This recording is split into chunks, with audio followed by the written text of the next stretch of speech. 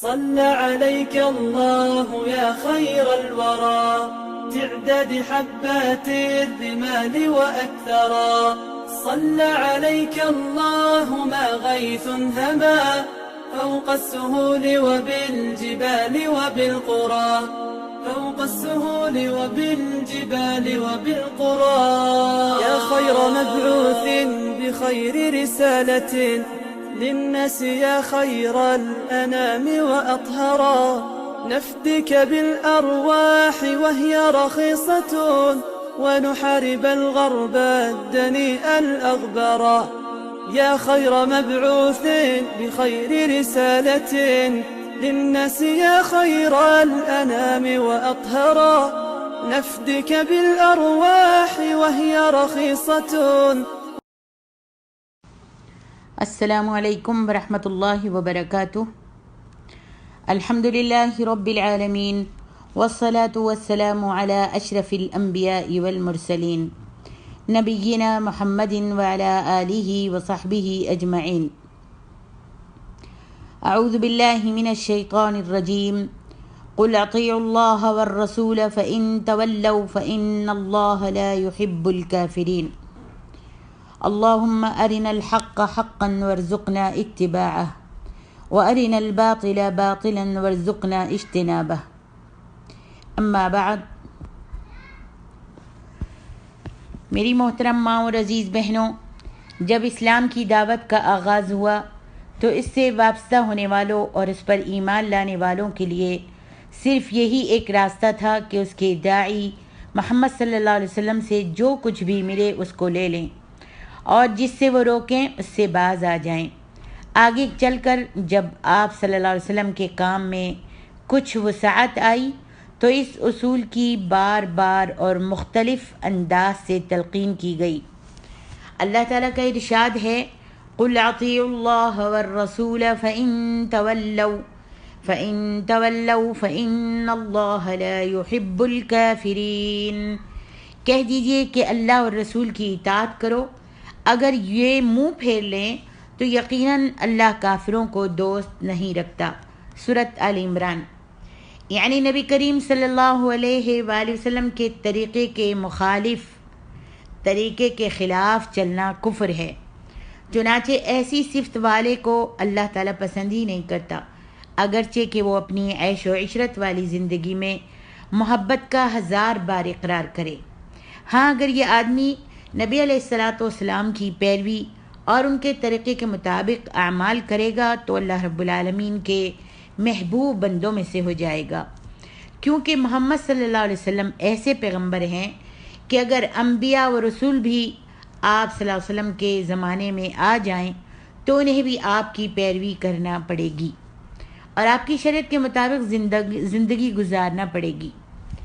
بعض مقامات پر اللہ تعالیٰ نے نبی کریم صلی اللہ علیہ وآلہ وسلم کی اطاعت کا ذکر انفرادی صورت میں فرمایا، یعنی صرف نبی علیہ الصلاۃ والسلام کی اطاعت کا ذکر آیا ہے. اللہ رب العالمین کا فرمان ہے: من یطع الرسول فقد اطاع اللہ ومن تولی فما ارسلناک علیہم حفیظا. جو رسول اللہ صلی اللہ علیہ وسلم کی اطاعت کرے گویا کہ اس نے اللہ تعالیٰ کی فرما برداری کی، اور جو منہ پھیر لے تو ہم نے آپ کو ان پر نگہبان بنا کر نہیں بھیجا. سورۃ النساء. نبی علیہ الصلاۃ والسلام کی اطاعت سے مراد یہ ہے کہ آپ کے تمام احکام و اوامر پر عمل کیا جائے جو آپ کی سنت مطہرہ سے قولاً عملاً تقریراً ثابت ہیں. وہ رسول اللہ صلی اللہ علیہ وسلم جن پر اللہ اپنی رحمت نازل فرماتا ہے، جن کے لیے فرشتے دعائیں رحمت کرتے ہیں، جن کی زندگی کو اللہ تعالیٰ نے بہترین نمونہ قرار دیا ہے، جنہیں اللہ تعالیٰ نے معراج کے شرف سے نوازا ہے، جن کے خوش ہونے سے اللہ خوش ہوتا ہے، جن کے ناراض ہونے سے اللہ تبارک و تعالیٰ ناراض ہوتے ہیں، جن کی اطاعت اللہ کی اطاعت ہے، جن کی نافرمانی اللہ کی نافرمانی ہے، جن کے کسی بھی فیصلے یا حکم سے روگردانی کے سبب سارے نیک اعمال جو ہیں وہ برباد ہو جاتے ہیں. وہ رسول جن کے آگے اونچی آواز میں بات کرنا اپنی دنیا اور آخرت برباد کرنا ہے، جن کی اطاعت میں جنت اور نافرمانی میں جہنم ہے۔ ہم اسی رسول صلی اللہ علیہ وسلم کے امتی ہیں۔ ہم سب انہی رسول محمد صلی اللہ علیہ وسلم کا کلمہ پڑھتے ہیں۔ نبی علیہ الصلاۃ والسلام کی اطاعت کے تعلق سے قرآن مجید میں اللہ تعالیٰ نے یوں فرمایا ہے، من یطع الرسول فقد اطاع اللہ، جس نے رسول اللہ صلی اللہ علیہ وسلم کا حکم مانا یقیناً اس نے اللہ کا حکم مانا۔ سورۃ النساء۔ اس آیت سے یہ ثابت ہوتا ہے کہ اللہ تعالیٰ نے اپنے نبی صلی اللہ علیہ وسلم کی اطاعت کو اپنی اطاعت قرار دیا ہے۔ امام ابن کثیر رحمہ اللہ اس آیت کریمہ کی تفسیر میں فرماتے ہیں، اللہ رب العالمین اپنے بندے اور رسول محمد صلی اللہ علیہ وآلہ وسلم کی شرعی حیثیت اور منزلت کے بارے میں فرما رہا ہے کہ جس نے اس کی اطاعت کی در حقیقت اس نے اللہ کی اطاعت کی، اور جس نے اس کی نافرمانی کی بلا شبہ اس نے اللہ کی نافرمانی کی۔ یہ اس لیے کہ نبی کریم صلی اللہ علیہ وآلہ وسلم اپنی طرف سے کچھ بھی نہیں کہتے تھے، بلکہ وہی کہتے تھے جو ان پر وحی کی جاتی تھی۔ جب تک امت اس اصل پر قائم رہی، خیر و فلاح بھلائی اس کے قدم چومتی رہی، لیکن امت میں مزید وسعت آئی تو عقل پسندوں کے کئی گروہ پیدا ہوئے، جنہوں نے عقائد و احکام اور اصول و فروع کو اپنی عقلوں سے ناپنا اور امت میں اپنے حلقے بنانے شروع کر دیے۔ نتیجہ کیا ہوا؟ نتیجہ یہ ہوا کہ امت پستی کے غار میں گرنے لگی۔ امام مالک رحمہ اللہ نے اس کا بہت ہی خوب علاج تجویز کیا اور فرمایا تھا، اس امت کا آخری اسی چیز سے درست ہوگا جس سے اس کا اول درست ہوا، یعنی خالص اتباع کتاب و سنت سے۔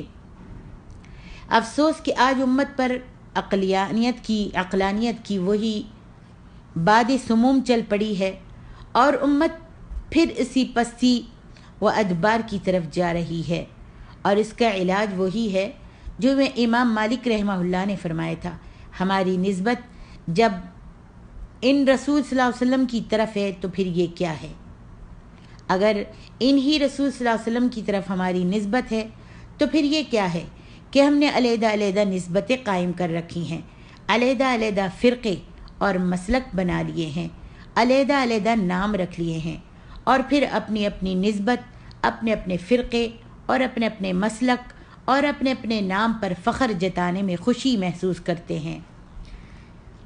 میری پیاری ماں اور بہنوں، جو اللہ اور اس کے رسول پر ایمان لانے کا دعویٰ رکھتا ہے، کیا ہمارے دل اپنے اپنے پسندیدہ مسلکوں اور طریقوں پر پتھروں سے بھی زیادہ سختی سے جمے ہوئے نہیں ہیں کہ سنت رسول صلی اللہ علیہ وآلہ وسلم جان لینے کے باوجود بھی ہم انہیں چھوڑنے کو تیار نہیں؟ اللہ اور رسول صلی اللہ علیہ وسلم پر ایمان لانے والوں، ذرا کان لگا کر میری بات تو سنو۔ صحابی رسول کہتے ہیں کہ نبی صلی اللہ علیہ وآلہ وسلم نے فرمایا، من رغب عن سنتی فلیس منی، جس نے میرے طریقے سے منہ موڑا اس کا میرے ساتھ کوئی تعلق نہیں۔ بخاری۔ اگر ہم مومن ہیں، نبی کے ماننے والے ہیں، دامن رسول سے وابستہ ہیں، سرور کائنات کے امتی ہیں، اللہ کے حضور حاضری اس کی بارگاہ میں تقرب کے خواہش مند ہیں، تو پھر ہمیں یہ ماننا پڑے گا کہ ہمیں اکٹھا ہونا چاہیے، فرقہ بندیاں مٹانی چاہیے، اختلاف کو ختم کرنا چاہیے، تنازعات کو سلجھانا چاہیے، حق کو ماننا چاہیے، اور یہ تب ہی ممکن ہے جب ہم ایک دوسرے کے قریب ہوں، ایک دوسرے کی باتیں سنیں، بات سننے کے بعد اس کا فیصلہ کریں کہ کس کی بات اچھی ہے اور کس کی بات بری۔ جس کی اچھی ہو اس کو مان لیں، جس کی غلط ہو اس کو چھوڑ دیں۔ تو سوال یہ پیدا ہوتا ہے کہ یہ فیصلہ کون کرے کہ کس کی بات غلط، کس کی صحیح، کس کی اچھی اور کس کی بری ہے؟ اگر یہ فیصلہ ہم مولویوں پر چھوڑتے ہیں تو کل حزب بما لدیہم فرحون۔ سورۃ الروم میں اللہ تعالیٰ فرماتے ہیں ہر جماعت اپنے پاس موجودہ دلائل پر خوش ہے، تو ہر مولوی اپنی بات کو سچ کہے گا۔ آئیے میں آپ کو منصف کی خبر دیتی ہوں، میں آپ کو بتلاتی ہوں کہ سچ اور جھوٹ کا امتیاز کیسے ہو سکتا ہے۔ میں آپ کو خبر دیتی ہوں کہ ہمارے تنازعات کیسے سلجھ سکتے ہیں۔ اس کے بارے میں اللہ تعالیٰ کا فرمان ہے، یا ایہا الذین آمنوا اطیعوا اللہ واطیعوا الرسول وأولی الأمر منکم فإن تنازعتم فی شیء فردوه إلی اللہ والرسول ان کنتم تؤمنون باللہ والیوم الآخر ذلک خیر وأحسن تأویلا۔ اے ایمان والو، فرما برداری کرو اللہ تعالیٰ کی اور فرما برداری کرو رسول صلی اللہ علیہ وآلہ وسلم کی، اور تم میں سے اہل امر امراء و حکماء کی۔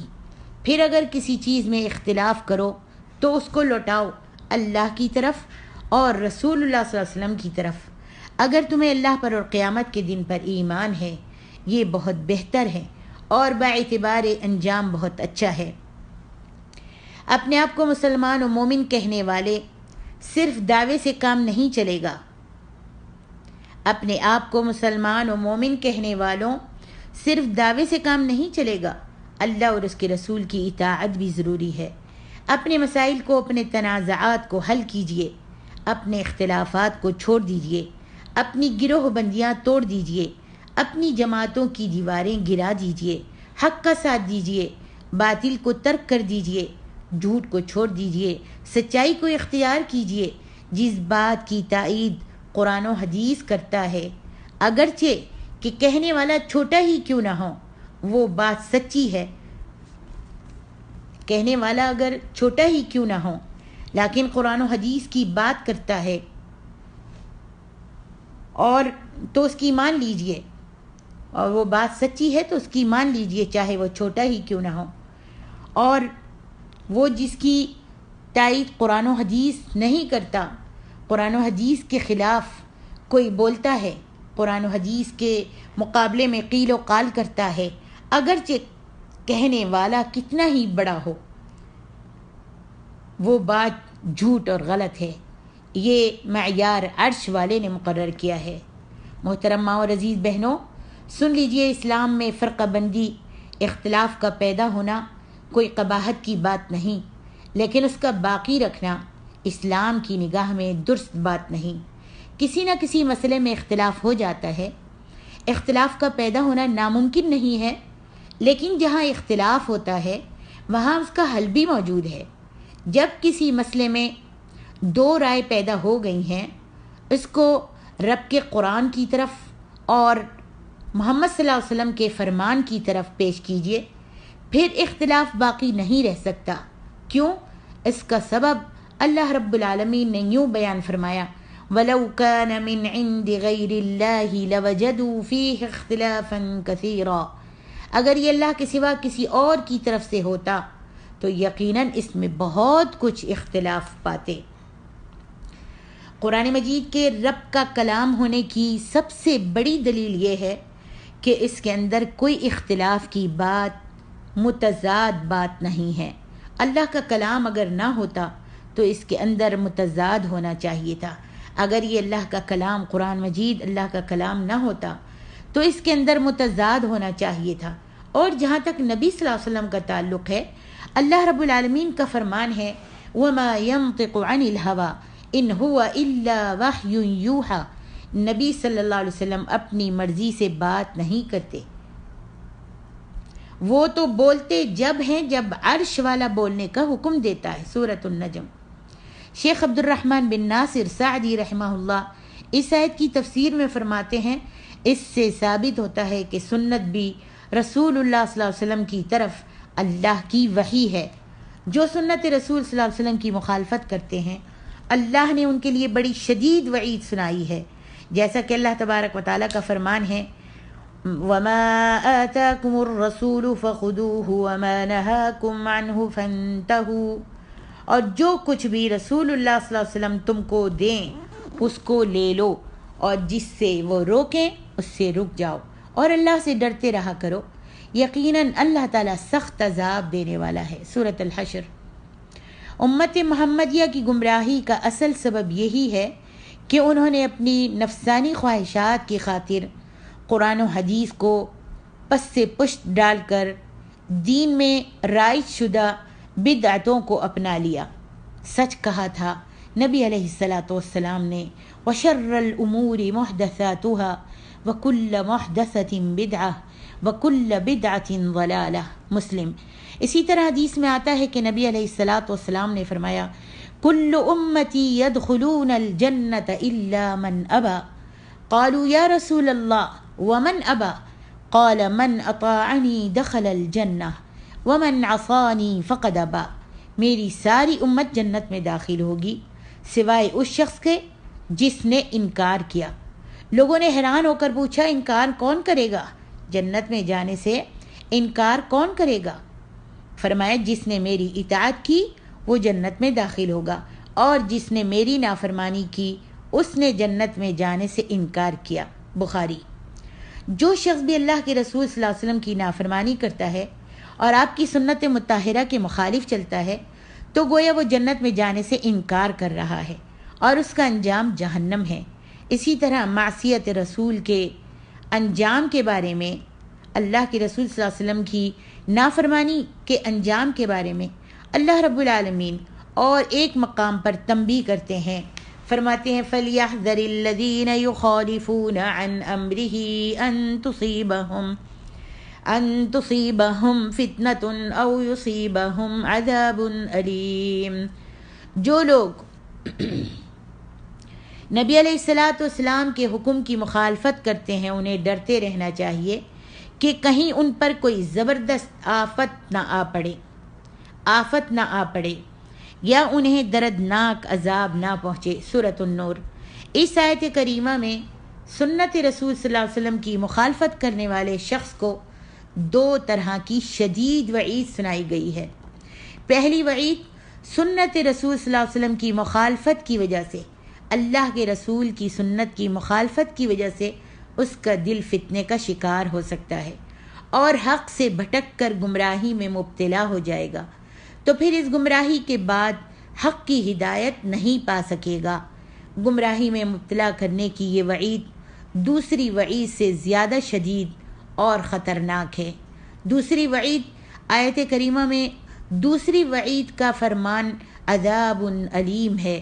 یہ عذاب علیم بھی دو طرح کا ہو سکتا ہے، اور جان بوجھ کر احکام رسول صلی اللہ علیہ وسلم کی مخالفت کرنے والے شخص کے لیے دونوں طرح کا عذاب ہو سکتا ہے۔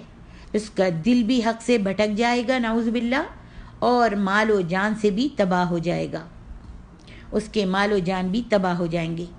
آج میری محترم ماں اور عزیز بہنوں، اس بات کی ضرورت ہے کہ ہم قرآن و سنت کو مضبوطی سے تھام لیں اور قرآن و سنت پر عمل کرتے رہیں۔ جب بھی کوئی مسئلہ پیش آئے تو فوراً قرآن و سنت کی طرف رجوع کریں۔